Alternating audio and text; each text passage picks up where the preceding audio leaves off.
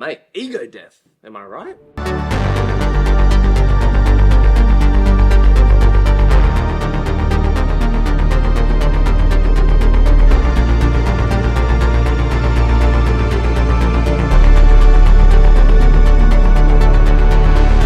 I have had a few experiences with ego death, and I wanted to share this with you guys and the misconceptions of ego, certain spiritual traps that you can avoid, and how to cultivate a daily practice which gives you a natural ego death. Now, before we dive headfirst into this pool, I want to talk about ego. What is the ego?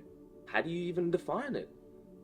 I mean, there are a lot of different schools of thought. You've got the Freudian version of ego, but in religions like Buddhism, the ego is really an illusion, meaning that it's not your real self, because your personality and everything in this physical universe is transient, right? It's ebbs and flows, constantly changing forms, waves coming in and crashing and disappearing for new waves to come in, right? There's no absolute constant.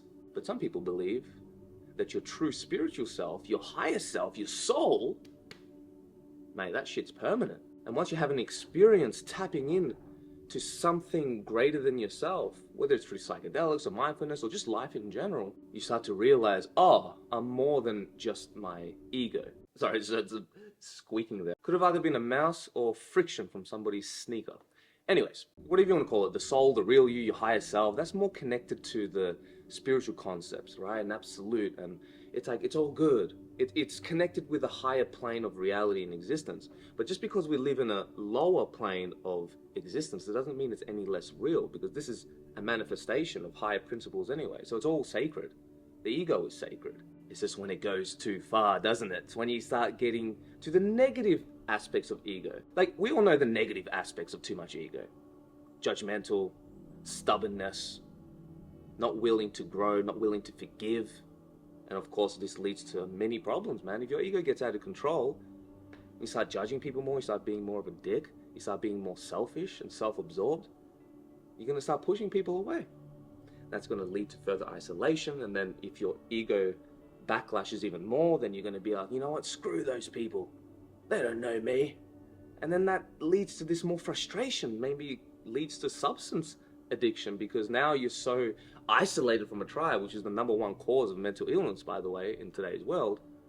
Now you're more alone, now you're more miserable, now you're not connecting with others as much, until, of course, God slaps you in the face and you get humbled. So we all know the negative consequences of ego.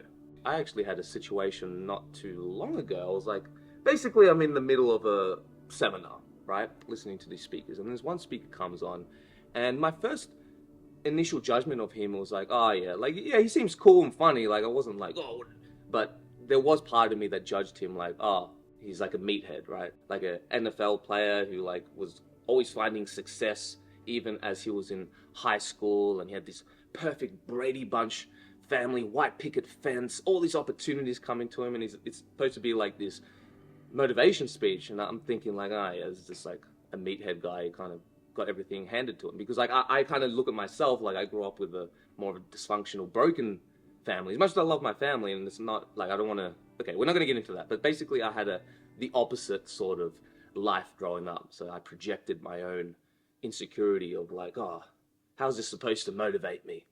This guy got handed everything. And it wasn't like this vile expression that I'm giving you right now, but it was definitely an unconscious thing, right? There was definitely like a wall that I put up and like, oh, yeah, whatever. I was just waiting for the next speaker. And then he gets to the point where he talks about how his father is his hero and his mum was his hero. These are the two biggest role models in his life. And to be fair, I was super tired and sleep deprived, so of course my conscientiousness kind of, and my judgment, my frustration, and he's talking about this story, and then he gets to the point and goes, and then one day, my father murdered my mother with a hacksaw. My jaws. I just got a huge burst of energy, like, oh my God. And then he just went off in this huge, epic life and journey. I'm getting goosebumps right now. Seriously, I was about to fall asleep because it was like super late, and I'm like, oh my God, I'm a dick. Like, wow. And here he was, who went through a nightmare that most of us couldn't even fathom. And he goes through this journey. It was like super inspirational. And I'm like, oh my God, wow, this is incredible. Like just his journey of forgiveness, forgiving his father. Oh, this kid was, he was only 12 years old at the time. Anyways, I'm getting a bit sidetracked, but I want to give an example of how easily the ego can judge others. So the ego can be a tricky bastard. And this is where judgment really becomes a detriment to your life. Right? And so we all have this. We have this judgment program built in our software. And it comes out sometimes, right? That's why it's a practice. And I don't want to just kind of continue this mental masturbation journey of like, oh, as long as you talk about it and you're aware of it, then, oh, you're making progress. It's like, not necessarily. You actually have to do physical practices every day. How are you measuring if you're getting better or worse with this stuff? Instead of just your own inner judgment. This is why it's so important to have a good peer group. Anyways, so we all know the negative consequences of ego. And I think judgment is one of the uglier ones. But then there are also, we have to, look at the opposite end of the pole. And that's the positive side of ego. Because egos are part of you that protects your family, that makes you take care of your mom, that part of you that sticks with your wife. It's also the part of you that actually makes you go out there and do things to build a career or just do something in life, which is important because, man, you don't think I would love to just sit by a tree and meditate my whole life? We still need money. We still live in the matrix. We still got to get through this, play this game. And that's what the ego is here for. It's an avatar for this matrix called life. And when you go too imbalanced on one perspective of, oh, this is a bad thing, I just got to kill it. And then this goes to the second part of this video. Can you actually kill your ego? What is ego death? Now, I've had different forms of ego death. And we can go to the absolute spectacular 5-MeO God molecule ego death trip, where literally my entire identity was ripped from me. I don't even know what a Tom was. In fact, I don't even know if I was speaking English, even in my mind. It was really a complete merging with the source of reality. That's how I felt. Super high vibration, bright light, and this overwhelming feeling that my soul just catapulted into the center of the universe. And you might think I'm over-exaggerating with my language of my ego death trip, and mate, I don't even think I'm close to the reality of what I experienced. It's so beyond words that I could use the most dramatic language in the world and it wouldn't even hold a candle to what I experienced. Like, you guys know what I'm talking about. What's the saying? What doesn't kill you makes you stronger. Well, with every ego death, is it really a death if you come back?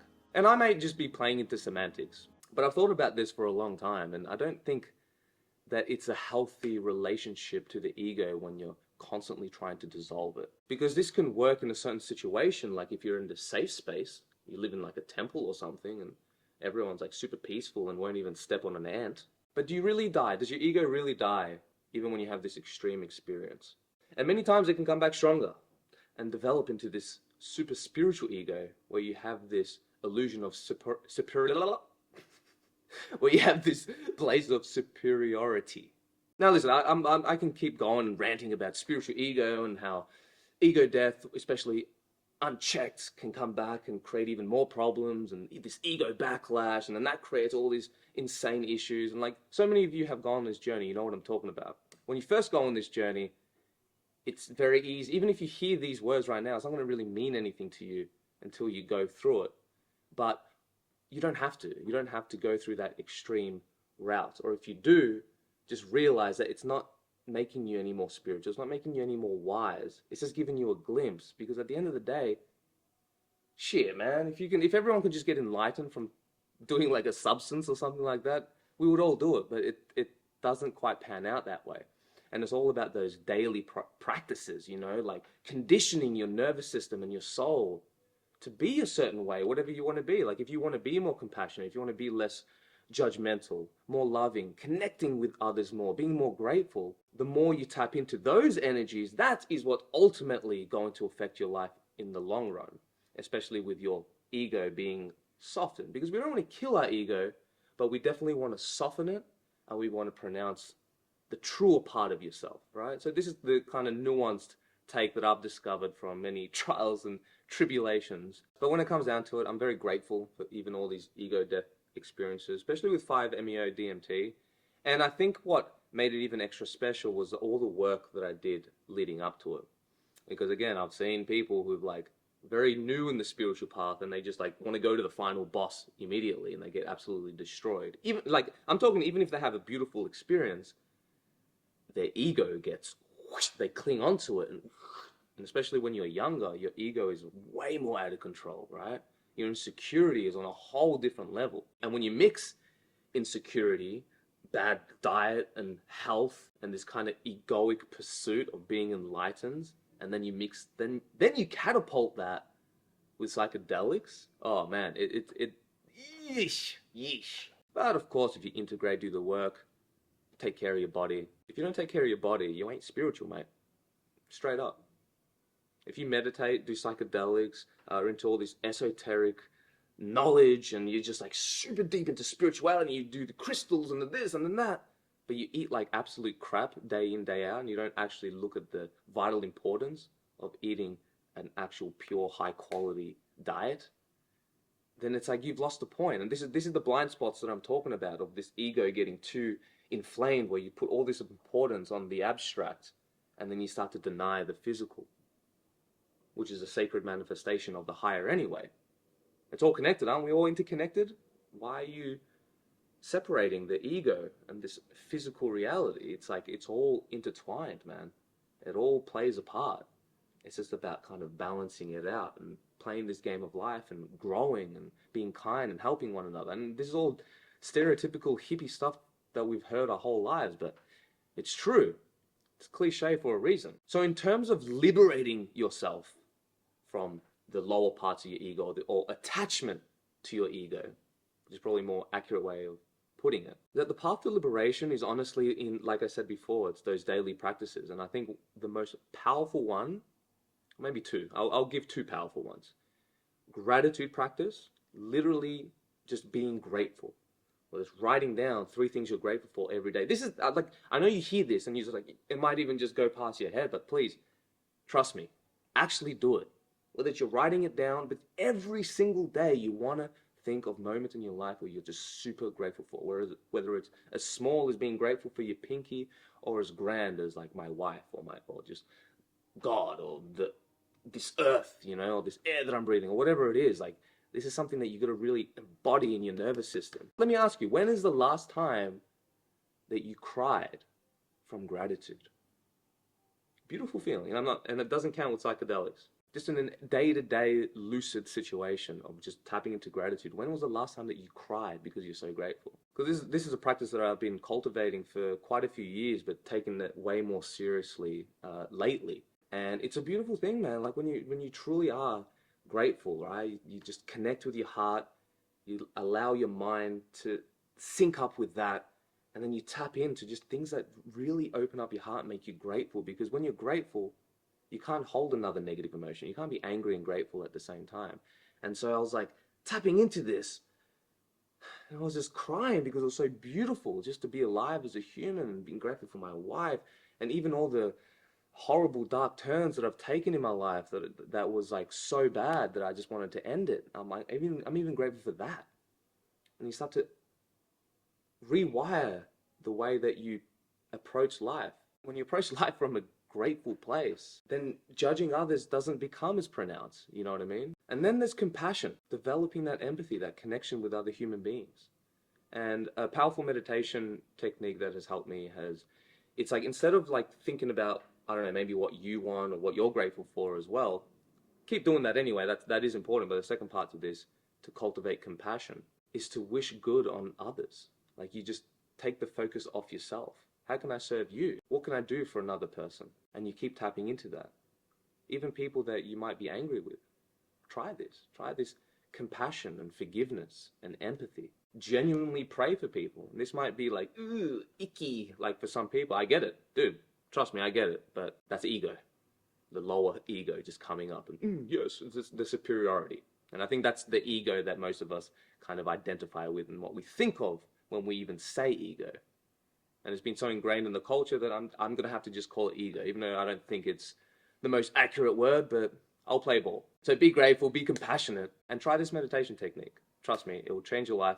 And yeah.